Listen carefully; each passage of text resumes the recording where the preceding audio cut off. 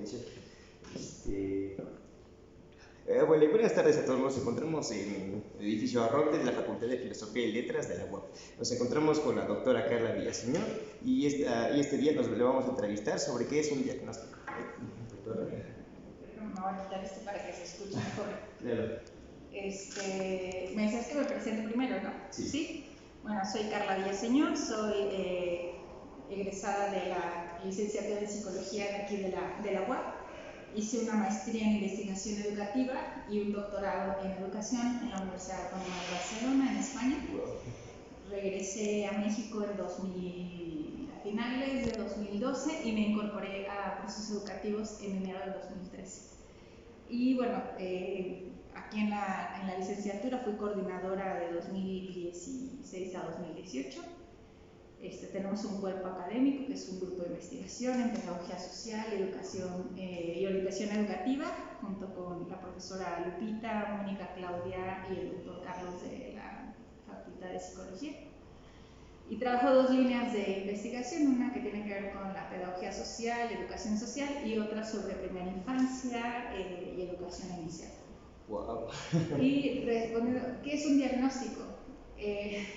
Un diagnóstico es como una valoración que se hace de una situación, o de una persona, o de una comunidad, o de un grupo, o de un programa, para saber cuál es el estado actual, ¿no? A veces pensamos que un diagnóstico siempre es algo problemático y no, o sea, no se puede hacer un diagnóstico de salud justo pues para saber que realmente todo está bien. A veces te mandan a hacer un diagnóstico cuando hay algo mal, ¿no? En el caso de los diagnósticos educativos también pasa lo mismo, o sea, cuando comienza un curso se suele hacer un diagnóstico, los profesores suelen hacer diagnósticos para saber qué saben los estudiantes, ¿no?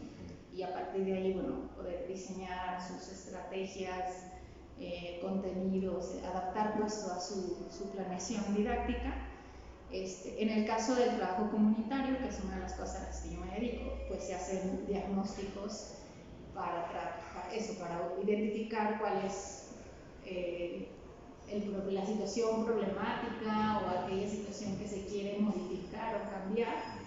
El tipo de diagnósticos que promuevo y que creo que también es algo que promovemos en proceso educativo son diagnósticos participativos, es decir, que no sea como cuando uno se hace un análisis que vas y te toman las medidas y el médico te informa que tienes. Cuando hablamos de diagnósticos sociales y educativos, es muy importante conocer el punto de vista pues, de las personas que están involucradas. Entonces, si quiero hacer un diagnóstico de procesos educativos, pues no puedo hacerlo solo en función de lo que yo observo, ¿no? Yo veo, o de los datos que yo encuentro, sino tendría que preguntar también a todos los involucrados, ¿no?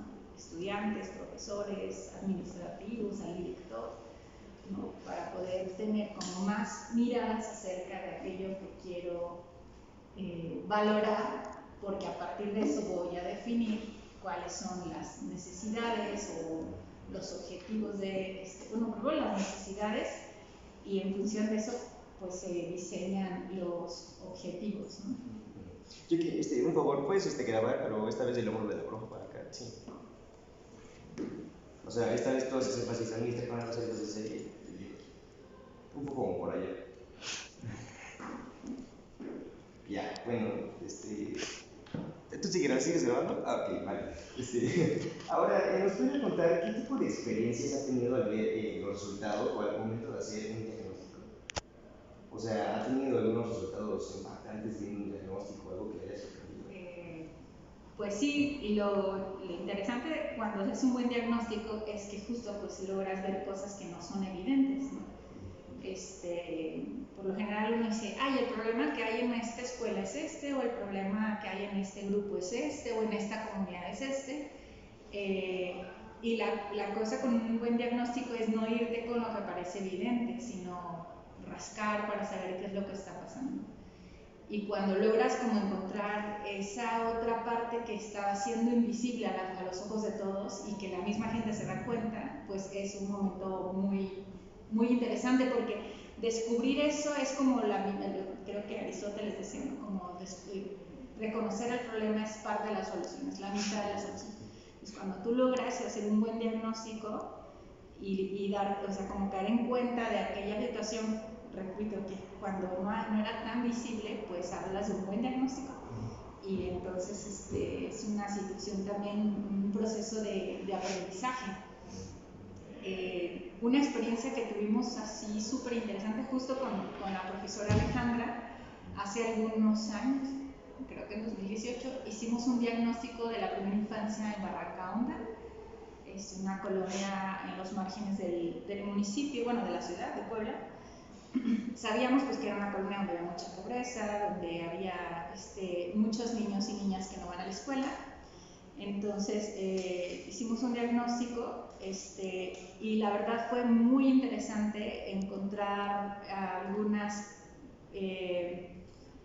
algunos datos que fueron para nosotros impactantes, entre ellas que las niñas y niños pequeños no comían prácticamente nada, o sea, su dieta consistía en un café soluble tipo Nescafé en la mañana, a mediodía a lo mejor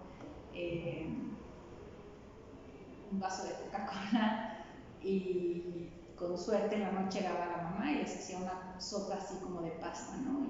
Y era así como todo lo que comían. También encontramos, por ejemplo, que las familias no solían tener rutinas para los niños chiquititos, ¿no? Los bebés, quienes han tenido hijos, o cerca a bebés, a recién nacidos y a bebés durante los primeros 2 años, los niños chiquitos necesitan rutinas, porque eso los hace sentirse más tranquilos, los ayuda como a su desarrollo. Entonces, por eso los papás que tienen niños pequeños los ven como que a tal hora hace la siesta, y a tal hora come, a tal hora se baña, ¿no? Porque los pediatras y también los psicólogos pues insisten mucho en la importancia de tener rutinas. En el caso de las familias que nosotros entrevistamos, no había rutina, nada, o sea, ni una hora de levantarse, ni una hora de comer, mucho menos había juego, o sea, su día a día era completamente desestructurado, ¿no? Obviamente pues por el tipo de prácticas que tenían las mamás y los papás, ¿no? Un trabajo informal, muchas situaciones en su vida cotidiana que hacían que que no hubiera rutinas, ¿no? Y una de las cosas así como fantásticas que nos pasaron, a mí me tocó entrevistar a una señora que me contó que su hija había nacido hablando. Así es acá. Claro, uno no debe, cuando haces diagnósticos uno no puede poner cara de ¿qué onda con esta vieja? No.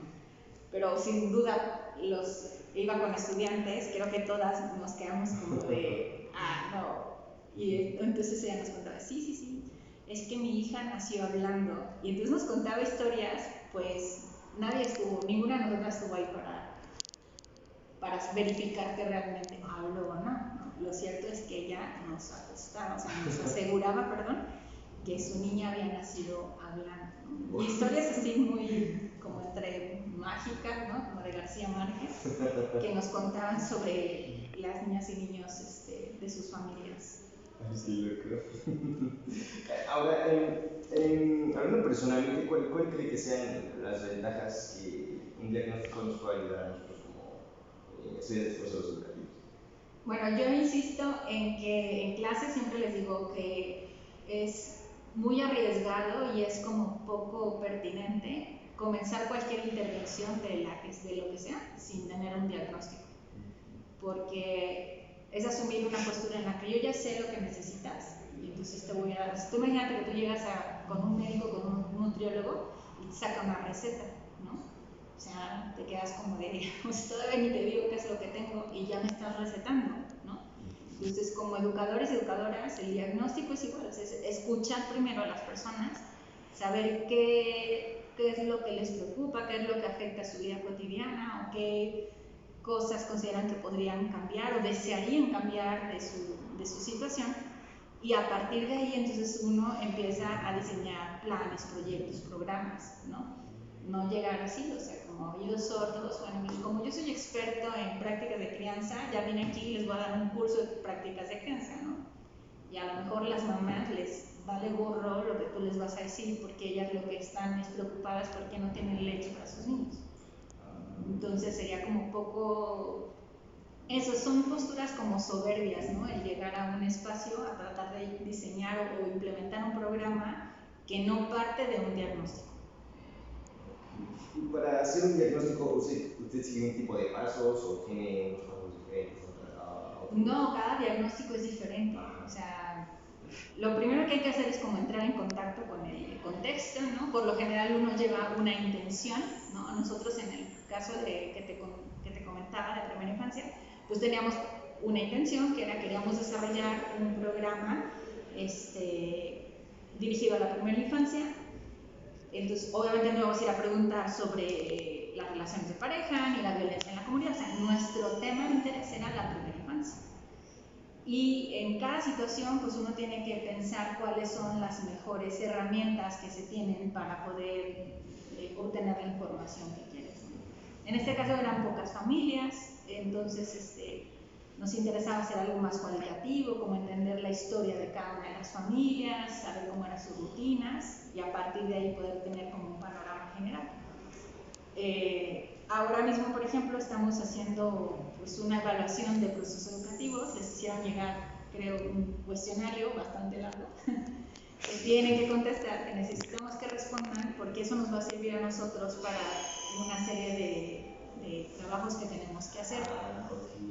Entonces, ahí pues fue como necesitábamos el punto de vista de toda la comunidad y son muchos, pues era muy complicado entrevistar a todos. Sí. Entonces, ahí pues la mejor estrategia para poder recoger esa información es una encuesta, ¿no? Cuando tú quieres, por ejemplo, es una percepción general acerca de algo, en este caso de procesos educativos, pues una encuesta es un instrumento que te permite relativamente fácil poder obtener la mirada general de la población. Sí. Vale, y hablando de métodos, ¿usted sugiere o tiene algún método específico, especial para hacer ese tipo de diagnósticos? O sea, se me es más favorable, no es más fácil de hacerlo. ¿O tiene muchos métodos para hacer un diagnóstico? No, te decía que depende de cada tema, o sea, depende de cada objetivo, o cada objeto de interés, ¿no? Una cosa que es muy importante es que tengas muy claro cuál es tu marco de referencia, ¿no? Por ejemplo, si vamos a trabajar sobre primera infancia, concretamente nos interesaban las prácticas de crianza, nosotros primero nos pusimos a estudiar qué eran las prácticas de crianza, buscar en la teoría cómo los teóricos definen las prácticas de crianza, en qué consisten, ¿no? Cómo se operacionalizan.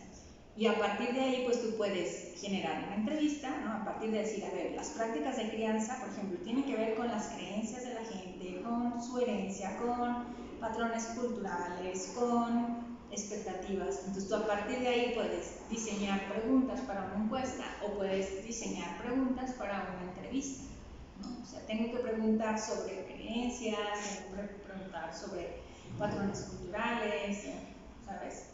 En el caso de procesos educativos, por ejemplo, para la evaluación del programa, cuando uno va a la teoría, a leer a los expertos en temas de evaluación de planes y programas, encuentras que hay que evaluar la parte académica, la parte de la docencia, la parte de infraestructura. Entonces tienes como esas categorías sobre las que tienes que preguntar. Eso lo podemos convertir en el instrumento en línea que ustedes están contestando, que es una encuesta, pero también lo puedo convertir en un guión de una entrevista, que yo puedo convertir en una entrevista individual o en o el guión de una entrevista de un grupo focal.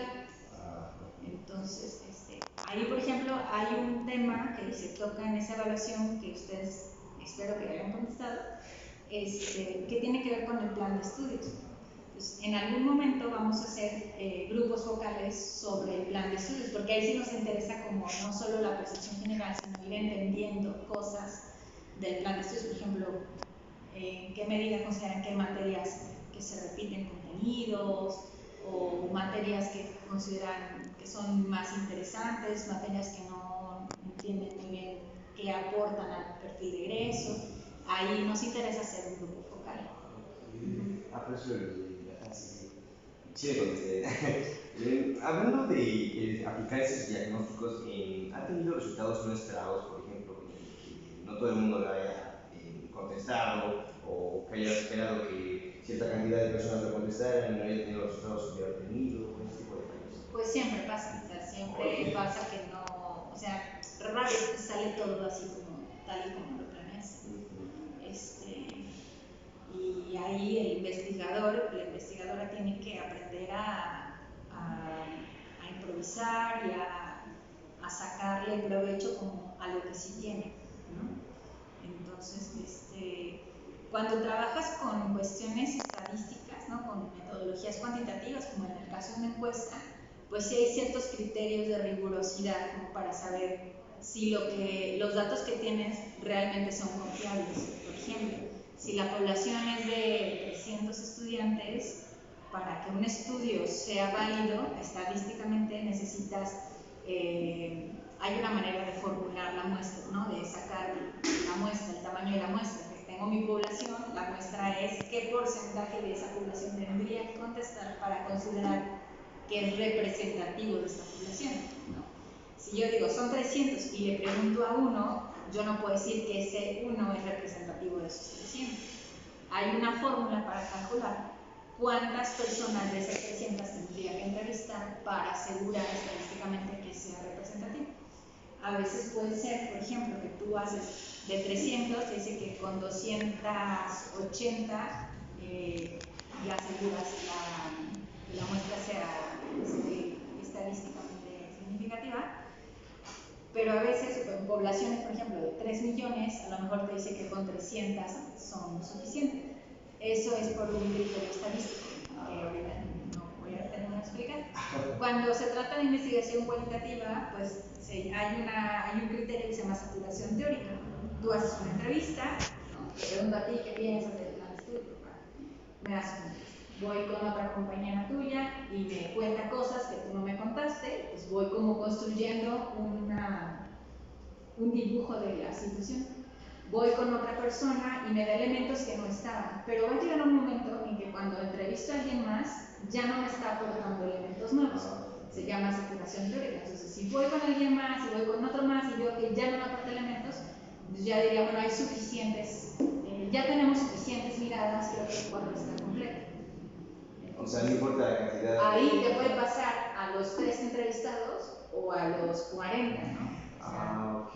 O sea, siempre cuando ya se termine de. O sea, digamos que, por ejemplo, 4 personas, ¿no? Que te entrevistan y esas ya tienen suficiente, creo que se 10 a la quinta y ya como 4 personas que es suficiente. Sí, o sea, sí, cuando la quinta y la sexta ya no hay elementos nuevos, ahí ya dices, bueno, con estas entrevistas es suficiente. Vale, y la última pregunta para terminar. ¿Algunas recomendaciones que nos podría dar antes de hacer un diagnóstico, ya sea al momento de aplicarlo o de fallar, podría ser algo para poder realizarlo? Pues lo más importante desde mi punto de vista es tener muy claro cuál es tu marco conceptual. O sea, sobre qué quieres hacer tu diagnóstico. Pues es un diagnóstico sobre las habilidades digitales de los profesores. Ok, entonces ve primero la teoría, entiende muy claramente qué significan las habilidades digitales, porque teniendo claro lo que son las habilidades digitales, tú vas a poder ir a hacer un diagnóstico. No hay que ir a ver qué ves y después ir y leer a ver cómo, pues de lo que dijeron esto me sirve. No. Yo uso mucho el ejemplo de cuando mi esposo y yo entramos a una tienda de bicicletas, yo veo bicicletas, ¿no? Y ya, o sea, veo a lo mejor los precios, digo, esta más cara, esta más barata, a lo mejor esta está más bonita, esa no. Mi esposo hace ciclismo, ¿no? Ha hecho de montaña, ahora hace ruta, entonces sabe muchas cosas de bicicletas. Cuando él entra a la tienda, tiene muchos más elementos para poder decir cosas de la tienda, ¿no? Si tú me preguntas, ¿es una buena tienda? No tengo idea. Hay bicis muy caras, hay bicis muy baratas. En cambio, él cuando entra y tú le preguntas, dame un diagnóstico de la tienda, te puede decir, tienen muchas marcas, tienen esto, les falta tal, o sea, tienen bicicletas de montaña, pero no de rutas, o sea, ¿por qué? Porque él tiene el concepto claro de lo que debería ser una tienda de bicicletas. Entonces, la clave para hacer un buen diagnóstico es, desde mi punto de vista, es tener muy claro el tema sobre el que quieres hacer el diagnóstico. Si no tienes claro eso, pues vas a ser como yo yendo a diagnosticar una tienda de bicicletas, ¿no? O sea, lo que saques va a ser quizá una cosa nada interesante, ¿no? O sea, o poco interesante, o poco relevante. Entonces, es muy importante tener, leer, ¿no? O sea, volverse expertos, en cierta manera, del tema que van a trabajar. Y no, por ejemplo, algo que seguramente ya han visto en clases es, pues, no mezclar puntos de vista, ¿no? Porque asumir una postura teórica a veces es excluyente con otras posturas, ¿no? Si yo digo, voy a revisar, voy a ir a evaluar cómo trabaja esa profesora desde el punto de vista de Piaget, pues no puedo ir a verla desde el punto de vista de Vygotsky, porque habrá cosas en sus teorías que no se explican de igual manera. Entonces, bueno, asumo una perspectiva teórica para entonces pues ir a ver cómo funciona, qué está pasando en ese salón de clases. Ahora, había dicho algo sobre que en el momento de fallar en un diagnóstico, ustedes improvisaron, ¿no? ¿Hay algún consejo para hacer esta improvisación? Pues eso es como el artista, o sea, es cosa de tener habilidad, o del artista o del deportista, ¿no? O sea, de la gente que tiene habilidad. O sea, al principio, cuando te cambian la jugada, seguramente te equivocas y pierdes, ¿no? Como ya la regaste. Pero es una cosa de ir ensayando, con la práctica. O sea, eso, a investigar se aprende investigando, ¿no? Sí, el diagnóstico se aprende pues, haciendo diagnósticos, participando con otros profesores, viendo cómo lo hacen. A lo mejor al principio tú vas solo a hacer las entrevistas, luego participas de las discusiones teóricas, luego del diseño de los diagnósticos. Y es eso, o sea, es practicando como vas a aprender a hacer diagnóstico. Yo supongo que eso es todo. Muchas gracias. Sí, de nada.